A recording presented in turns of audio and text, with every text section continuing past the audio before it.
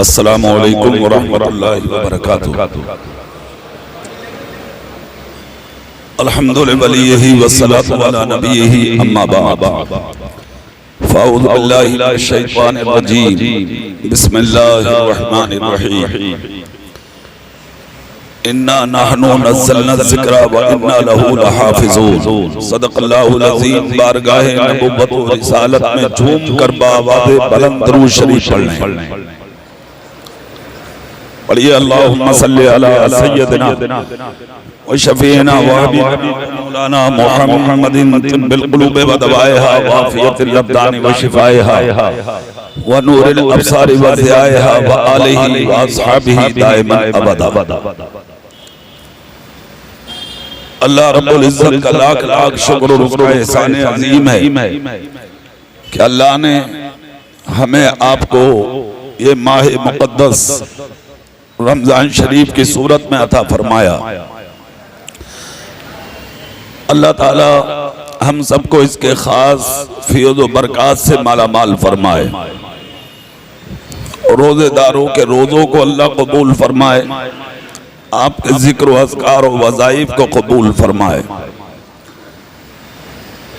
बड़ा हसीन वक्त है कि आप सारे लोग ख़त्म कुरान की महफिल में मौजूद हैं। अदब का लिहाज रखें, कबूलियत का वक्त है ये। ख़त्म कुरान पाक के मौके पर और ख़त्म बुखारी शरीफ के मौके पर जो नेक दुआ की जाती है, अल्लाह उस दुआ को कबूल फरमाता है। वो दुआएं रद्द नहीं होती, वो दुआएं अल्लाह की बारगाह में कबूल होती हैं। जो दुआएं ख़त्म कुरान पाक के मौके पर और ख़त्म बुखारी शरीफ के मौके पर की जाती हैं। अल्लाह रब्बुल इज़्ज़त ने हमें और आपको वो वक्त दिया कि इतनी बड़ी तादाद में यहाँ उलमाए किराम मौजूद हैं जिनके चेहरों की आप ज़ियारत कर रहे हैं। मैं तकरीर के लिए खड़ा नहीं हुआ, चंद बातें आपसे करके गुजर जाना चाहता हूं। हम जिस दौर से सफर कर रहे हैं ये दौरे पुरफितर है। आज पूरी दुनिया में तहरीकों के जरिए, मंसूबों के जरिए, प्लानिंग के जरिए, लिटरेचर और किताबों के जरिए, मंसूबा बंदी के जरिए इस्लाम के खिलाफ साजिशें रची जा रही हैं। नबी के खिलाफ, शरीयत के खिलाफ, कुरान के खिलाफ, हमारे मजहब मुअज्जब के खिलाफ किसी भी तरह से लोग चाह रहे हैं कि हम मुसलमानों को नुकसान पहुंचाएं। हर तरह से टारगेट किया जा रहा है कौम मुस्लिम को, कुरान को, इस्लाम को। अब ऐसे शसो पंज में फंसे हैं और इस मंजिल पर हम लोग खड़े हैं कि सोचने पर मजबूर हैं कि हम करें तो क्या करें। ख़त्म कुरान पाक की महफिल में आप मौजूद हैं, काफी तादाद में यहां बैठे। एक मैसेज लेके जाएं और वो मैसेज अल्लाह के घर से आपको ये दिया जाता है कि हम जिस मजहब की चादर ओढ़ के अपनी जिंदगी को गुजार रहे हैं वहां पर किसी पर कीचड़ उछालने की इजाजत नहीं है। दुनिया क्या कर रही है करने दीजिए, अल्लाह पे भरोसा रखिए। इस्लाम को बाकी रहना है। जोर से बोलिए आप। हाँ, जुल्म को मिटना है, जालिम को मिटना है। सच बाकी रहेगा, इस्लाम जिंदा रहेगा, कुरान सलामत रहेगा। अगर आज भी कोई जालिम बन के खड़ा हो जाए कुरान के खिलाफ, मस्जिद के खिलाफ, मदरसों के खिलाफ, खानका के खिलाफ, उलमाए अहले सुन्नत के खिलाफ, मजहब इस्लाम के खिलाफ, तो आप परेशान ना हो। पहले भी बहुत आए थे। फिरौन अच्छा था क्या? Namrud, Qarun, Haman, Shaddad, Changez, Halaku, Yazid, Abu Jahl, Abu Lahab, Utba, Shaiba, Umayya, ये सब उसी फहरिस्त में। एक बता दीजिए आप इन लोगों में से जिसको इज्जत मिली हो दुनिया में, है कोई एक भी ऐसा जिसको इज्जत मिली हो? फिरौन भी डूब गया, नमरूद भी मिट गया, शद्दाद इतना बड़ा आदमी कि जिसके चर्चे बचपन से लेकर जवानी तक और बुढ़ापे तक रहे, और इतना बड़ा इंसान कि जब इसकी मां इसको अपनी गोद में लेकर चली थी और दरिया में जब उसने परवास की थी, एक तख्ते पर छोड़ा कि इसकी मां की रूह निकाली गई। इसी आवाम के बीच में उसकी परवरिश भी हुई। शद्दाद की बड़ा हुआ, परवरिश पाया।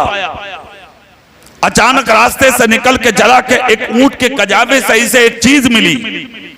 उसने सुरमा समझ के आंखों में लगाया, आंखों में वो ताजगी आई कि जमीन के सातों तबकात अपनी आंखों से शद्दाद देख लेता। कहां सोना है, कहां हीरा है, कहां चांदी है, कहां माल है, कहां दौलत है, सब देख लेता था। दुनिया का बहुत बड़ा अमीर बना। यहां तक कि जब लोगों ने कहा कि ये दौलत तेरे पास है, इस दौलत से दूसरों की मदद कर। कहा मदद करके मिलेगा क्या? कहा जन्नत। कहा जन्नत किसे कहते हैं? कहा अल्लाह ने अपने महबूबों के लिए बनाई है। कहा क्या है वो? कहा हीरे और जवाहरात से, सोने और चांदी की ईंटों से बनी हुई है वो जन्नत। कहा मैं तो ऐसी कितनी जन्नतें बनवा दूंगा। उसने जमीन पर जन्नत बनवाई। उसी जन्नत को इरम कहा जाता है जो उसने बनवाई थी। घोड़े पर सवार होकर जन्नत की तैयारी पर जब उसकी सैर करने के लिए निकला, पहला कदम भी नहीं रखा था कि फौरन मलाकुल मौत आ गए, रूह को कब्ज कर लिया गया, तबाह हो गया। जन्नत बनवाई, देख ना सका। अल्लाह ने अपनी कुदरत के करिश्मे दिखा दिए। उड़ने वाले कब तक उड़ेंगे? उड़ो। अल्लाह जब पर काटने पे आता है तो बड़े बड़े अच्छे जालिमों को तबाह बर्बाद कर देता है। मिट कर रह गया, हलाकू मिट गया, चंगेज मिट गया, सब मिट गए। सब इस्लाम के खिलाफ आए थे, मगर एक जबान है कोई ऐसी जो ये बता दे कि इस्लाम मिटा हो, कुरान मिटा हो, दीन मिटा हो। कल भी जिंदा था इस्लाम, आज भी जिंदा है इस्लाम, और जिंदा ही रहेगा इस्लाम। समझ गए आप? हिम्मत नहीं है किसी की इस्लाम को मिटा दे। आवाजें बहुत उठेंगी, ये तो फितरत है। अच्छा एक चीज और बता दूं मैं आपको, जहन में रखिए। अच्छा, और वो चीज ये है, हर तरीके का आदमी है मार्केट में, ये भी समझ लें। ऐसा नहीं है कि साहब गैर मजहब जो लोग हैं, गैर मुस्लिम लोग हैं, उनमें ही सारे लोग गलत हैं। बहुत लोग अच्छे भी हैं उनमें। हमारे मुसलमानों में सारे लोग अच्छे नहीं, हम में भी कुछ शर पसंद है, हमें यह भी देखना है। माहौल ऐसा है, इसलिए मैंने ये जुमले आप तक पहुंचा दिए। हर तरीके की आवाजें उठ रही हैं सोशल मीडिया के जरिए। वहां से सामान मत खरीदिए, वहां दुकान पे मत जाइए, किसी गैर मुस्लिम से मत मिलिए, उससे सौदा मत खरीदिए। हम अल्लाह के घर में बैठे नबी का कलमा पढ़ने वाले हैं। उस नबी की सीरत की चादर है हमारे सर पर, जिसने हमें यह सबक दिया, इंसान तो इंसान, किसी जानवर के साथ भी तुम गलत सलूक नहीं कर सकते। आज कितने गैर मुस्लिम औरतें ऐसी हैं जो रोड पर बैठकर यानी कि सब्जियां बेचती हैं, फ्रूट बेचती हैं। कितने गैर मुस्लिम ऐसे हैं जो सब्जियां बेच रहे हैं, फ्रूट बेच रहे हैं कि मुसलमानों के रमजान शरीफ का महीना है, वो खरीदेंगे, मेरी बेटी की शादी होगी, वो खरीदेंगे, मेरे बेटे की शादी होगी, वो सामान हमसे लेंगे, मेरे घर का कारोबार चलेगा, मेरी गरीबी दूर होगी, मेरी मुफलिसी दूर होगी, मेरी नादारी दूर होगी, मेरी मुश्किलें टलेंगी। अगर आपने इन शरपसंदों के कहने में आके किसी गरीब से सामान ना खरीदा, उस गरीब गैर मुस्लिम की जवान बेटी अगर घर में तड़पी तो उसके जिम्मेदार आप होंगे। उसके गरीब बच्चे ने अपनी जवानी की शादी के दहलीज पर कदम रख के वक्त पर शादी ना हो सकी, उसने कोई गुनाह किया, तुम उसका चेहरा देख रहे थे, तुमने सामान ना खरीदा, उसके जिम्मेदार आप भी होंगे। उस गरीब के घर में आग लगी, इसके जिम्मेदार आप होंगे। इसलिए मैं आप तक ये पैगाम पहुंचाना चाहता हूं, दुनिया सोशल मीडिया के जरिए तुम्हें भड़काना चाहती है, किसी के कहने में मत आइए। आज से 1500 साल पहले मक्के के हुजरे से और मदीने सीने के हुजरे से जो हमारे नबी ने हमें सबक दिया है वो सबक ये है कि हम दुनिया के अंदर रहने के बाद किसी पर जुल्म के पत्थर नहीं मार सकते।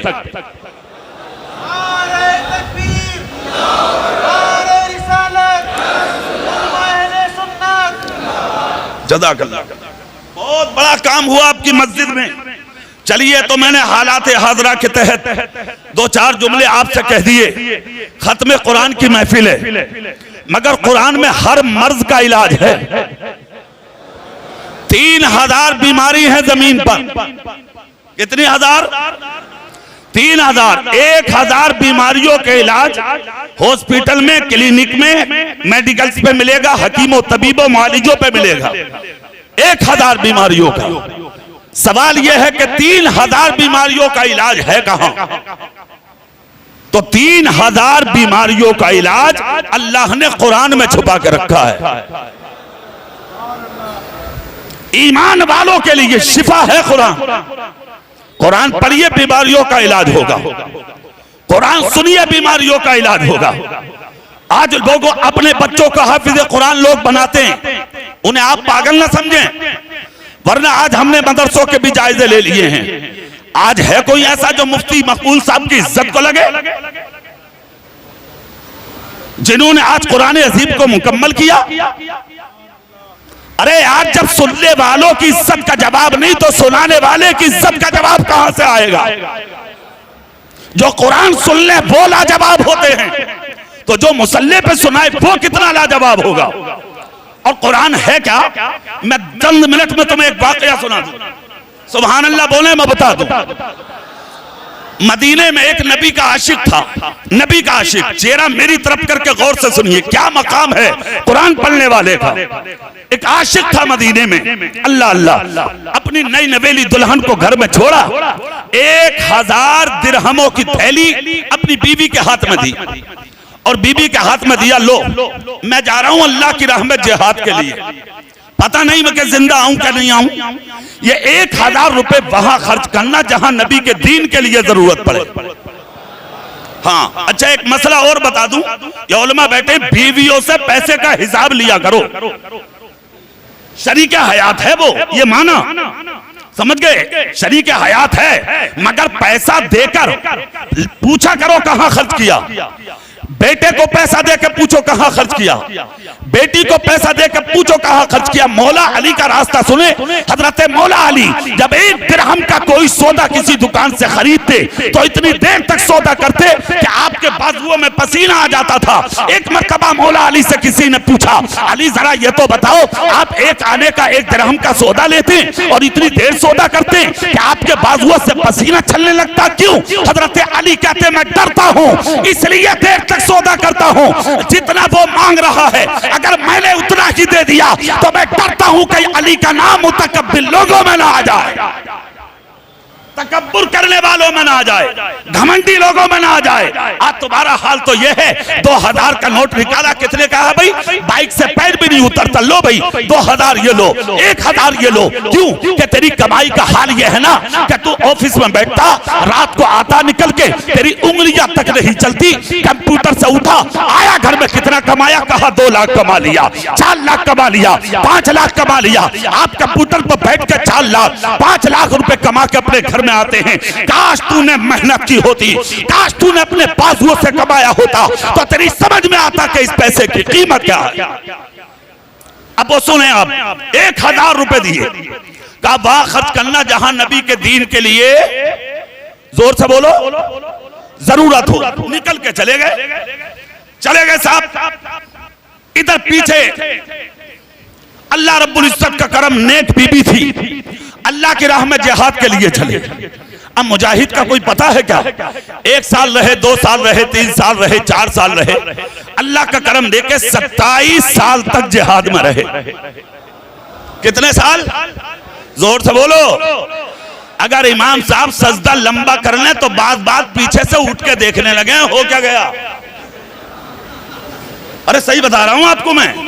हाँ, और कितने तो ऐसे कि इतने चल रही है रकात, लाओ चल के पान खाइए, घूम लें, तरावी चल रही है, जब आखिरी रकातों में आए तो आके अल्लाहू अकबर, खौफ खुदा है ही नहीं तुझे, अल्लाह की खशियत सीने में है ही नहीं तेरे। 27 साल तक है खुदा की राह में। कितने साल?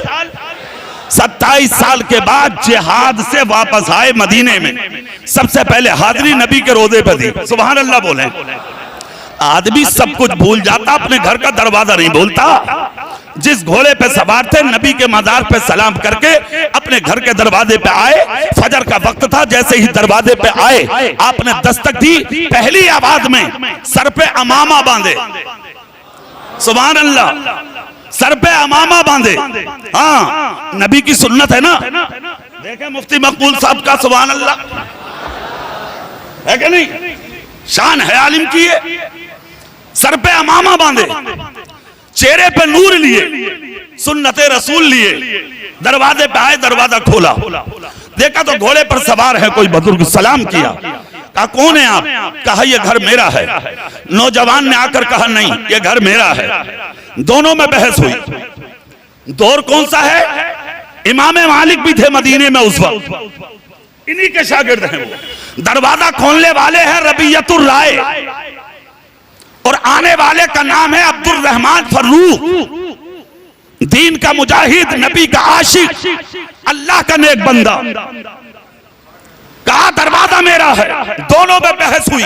मदीने के मोहल्ले के लोग जमा हुए, सबने आकर कहा नहीं, यह दरवाजा इस जवान का है। आप कौन होते हैं? अगर मुसाफिर हैं, आप कहीं से आए हैं तो जाओ, जिसको पनाह कहीं नहीं मिलती उसको पनाह नबी के मजार पे मिलती है, जाइए वहां कयाम कीजिए। कहा नहीं, वहां जो मुझे करना था वो कर लिया, ये घर मेरा है। इतने में मस्जिद से अजान की आवाज आई।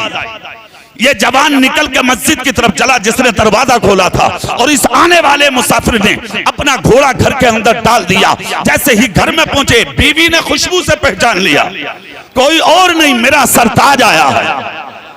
कितने साल के बाद? जोर से बोलो। 27 साल के बाद मेरा सरताज आया है। मस्जिद के करीब गई, ठंडा पानी प्याले में लिया, अपने शौहर के करीब आई, चेहरा तका, आंखों में फूल से आंसू लिए, कहा मेरे सरताज पानी तो पीजिए। इन्होंने चेहरे का रंग बदल दिया, पेशानी में बाल आ गए। कहा खबरदार, जब तक इस मटके का पानी नहीं पीऊंगा, जब तक 2 सवालों का तुम जवाब नहीं दोगी। नंबर 1, जब मैं घर से गया था तो मेरे घर में कोई जवान नहीं था। मेरी आमद पर जिसने दरवाजा खोला है, यह कौन था? नंबर 2, जब मैं निकला था तो 1000 रुपए तुम्हें देकर गया था, तुमने उनको कहां खर्च किया? जब तक 2 बातों का जवाब नहीं दोगी, इस घर का पानी नहीं पीऊंगा। इतना जब कहा तो बीवी ने प्याला एक तरफ रखा, कहा मेरे सरताज ये काम कीजिए। कहा क्या? कहा ऐसा ना हो कि गुफ्तगू हम करते रहें और नमाज फजर का वक्त चला जाए। घोड़ा रोकिए, आप घोड़े से उतरिए, अल्लाह के घर में जाइए, मस्जिद नबी में जाके नमाज पढ़िए। अब ऐसा शौहर तो था नहीं उजड़ जो ये कहता कि नमाज बाद में पहले जवाब दे, ऐसा थोड़ी था। शौहर तो कौन था? शौहर जानते हो? आशिक नबी का। जब देखा कि हुक्म बात अच्छी है, घोड़ा बकी बांधा, कहा ठीक है तुम भी नमाज पढ़ो, मैं भी नमाज पढ़ता हूं, मगर आखिर तुम जवाब से पहले नमाज के लिए। कहा मेरे सरताज हो सकता है दोनों सवालों का जवाब तुम्हें वही मिल जाए।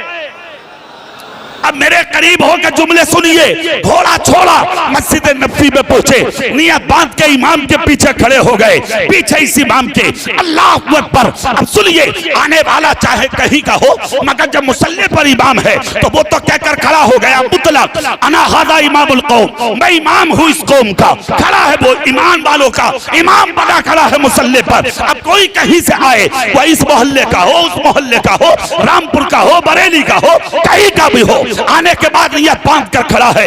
ये भी खड़े हो गए। इमाम ने जो क़िराअत की है, खुदा की कसम दिल की दुनिया बदल गई कुरान सुन के। आंख से आंसू छलने लगे कुरान सुन के। नमाज मुकम्मल हुई। वो जगह जिसके ताल्लुक से नबी ने कहा था मेरे मिंबर और मेरे मजार के दरमियान जो ये टुकड़ा है मस्जिद मस्जिद नबी का, ये जन्नत की क्यारियों में से क्यारी है। इसी जगह खड़े हो गए मस्जिद के इमाम, और इमाम जवान थे। खड़े होने के बाद जो नबी की हदीस का दर्स दिया है, खुदा की कसम हजारों का मजमा झूम रहा है, ये हदीस का दर्स दे रहे हैं। आने वाला मुसाफिर भी खड़ा हुआ हाथ बांध कर, जो हदीस पाक का दर्स सुना, हर आंख से आंसू बह रहे थे, इनकी भी आंख से आंसू निकलने लगे। इन्होंने एक बुजुर्ग का हाथ पकड़ा और हाथ पकड़ कर कहा इधर आइए। कहा मतलब? कहा जल्दी बताओ ये इमाम कौन है, इनके बाप का नाम क्या है, इनके दादा का नाम क्या है, इनकी बस्ती का नाम क्या है, इनके मोहल्ले का नाम क्या है, इनके इलाके का नाम क्या है, इनके खानदान का पता क्या है। उस बुजुर्ग की आंख से सुलकर आंसू निकल गए। कहा क्या करोगे इसके दादा का नाम पूछ के, क्या करोगे इसके बाप का नाम पूछ के, क्या करोगे इसके खानदान का पता पूछ के। कहा अगर इसका बाप मिलेगा तो मैं इसके गले में फूलों की माला डालूंगा, इसका दादा मिलेगा मैं उसकी पेशानी चूमूंगा, इसका खानदान मिलेगा मैं उसे मुबारकबाद दूंगा। कहा क्यों? कहा जिंदगी गुजर गई नमाज पढ़ते, ऐसा कुरान पढ़ने वाला जिंदगी में आज पहली मर्तबा देखा है। जिंदगी गुजर गई हदीसें सुनते सुनते, मगर ऐसा दर्स जिंदगी में पहली बार सुना है। इतना सुनना था, बुजुर्ग सुने और सुनकर रोने लगे। हाथ पकड़ कर कहा मुबारकबाद देना है, हमारे इमाम को दो, माला फूलों की डालना है, हमारे इमाम को डालो, पेशानी चूमनी है तो इसी जवान इमाम की चूम लो, इसका बाप तुम्हें माला डालने नहीं मिलेगा। तब उस मुसाफिर ने कहा क्यों? क्या इसका बाप दुनिया में नहीं है? क्या उनका इंतकाल हो गया? इतना जब कहा तो बुजुर्ग ने हाथ पकड़ कर कहा ये तो खुदा जाने कि वो जिंदा है या मुर्दा, मगर हमारा इमाम उस बाप का बेटा है जिसको खुदा की राह में जिहाद के लिए निकले आज 27 साल हो चुके हैं। आज तक किसी को यह पता नहीं कि वो जिंदा है या नहीं।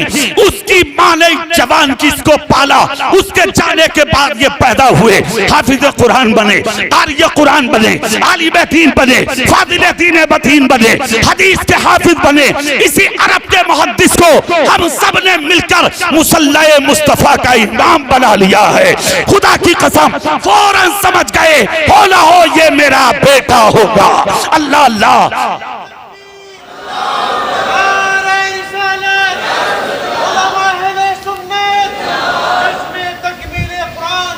हो ना हो ये मेरा बेटा होगा। दौड़े चले आए घर। दुनिया की हर औरत अपने शोहर की ताजीम करेगी, मगर ये वो औरत है खुदा की कसम कि जिसको सीने मुस्कुरा कर उसके शोहर ने लगाया था।